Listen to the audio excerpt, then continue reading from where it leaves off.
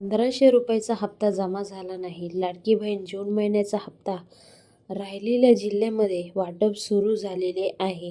आज आणि उद्या या 2 दिवसात सर्व जिल्ह्यामध्ये पैसे जमा होतील. आतापर्यंत सरकारने 80% महिलांच्या खात्यामध्ये पैसे टाकलेले आहे.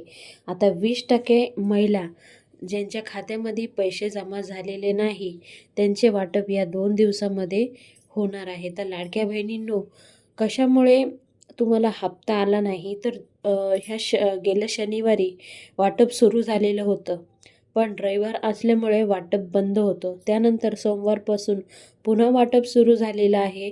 आता ह्या 2 दिवसामध्ये प्रत्येक लाडक्या बहिणी जे पात्र महिला आहे त्यांच्या खात्यामध्ये नक्कीच पैसे येणार आहे.